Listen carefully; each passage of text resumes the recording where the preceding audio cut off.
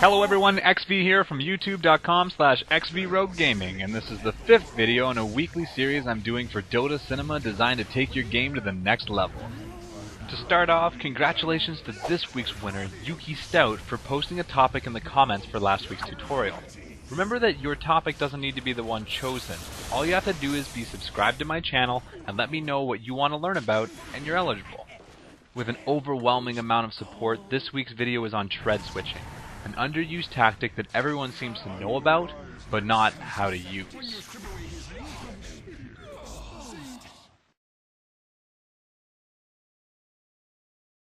Like many items in Dota 2, power treads are an on-use item as well as a passive stat item. While their initial bonus is based on which item combination was used to construct them, once made, by clicking on them or using your hotkey, they will change their attribute bonus going from strength, to intelligence, to agility, and then back to strength. Rotating the bonus attribute as a means to benefit your play is what is meant by tread switching. To start, let's talk about how changes to our bars or pools happen. Each point of strength increases a hero's maximum health by 19, and each point of intelligence provides 13 more maximum mana. But if only our maximums are actually changed by our attributes, why don't our bars go down when we level or buy an item? To explain it simply, this is because as the maximum value changes, your active amount maintains its current percentage, whatever it may be. This creates a one-directional relationship where current value is relative to maximum value, but maximum value is not relative to current. So an example to make things clear, unless you are at full HP, picking up an Ogre Axe will not give you 190 hit points, even though you gain 10 strength. If you were at half life, you would only get 85 hit points. If you were at 10% life, you would only get 19 hit points. Normally this mechanic is taken for granted. Stat changes are often permanent, or if nothing else, occur so infrequently that it's easy to overlook. Tread switching, however, offers us a unique way to rapidly and frequently toy with our attributes. Regardless of hero type, power treads provide you with up to 152 hit points or up to 104 mana.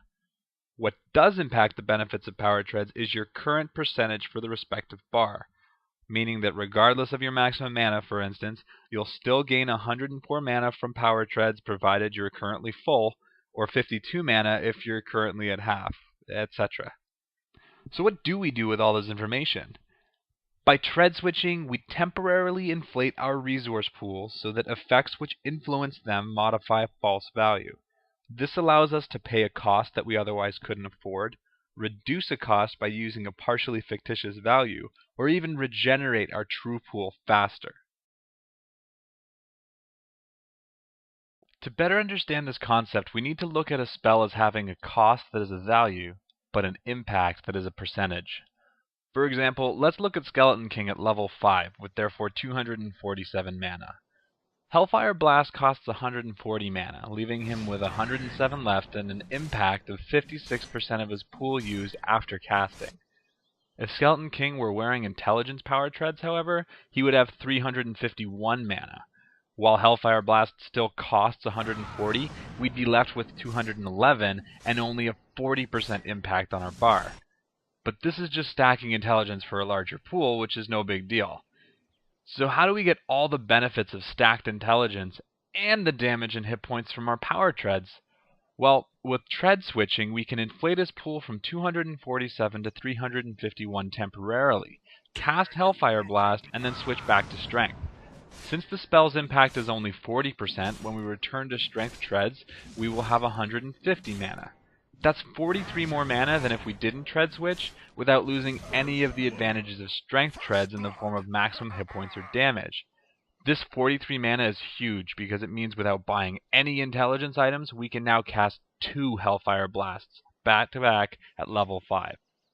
The inverse applies for regeneration. Items that replenish hit points or mana are normally static. A healing salve, for instance, restores 400 hit points over 10 seconds. Let's go back and look at our level 5 Skeleton King. With strength power treads, he has 929 maximum life. But for our example, let's say he's taken 600 damage, leaving him with only 329 hit points remaining. We're at 35%.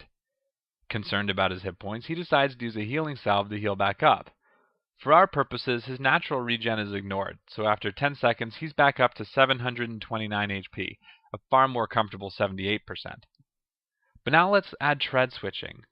By switching away from strength, Skeleton King lowers his maximum hit points from 929 to 777, and his current hit points from 329 to 271. Even though he loses 152 maximum hit points, he only loses 58 current hit points.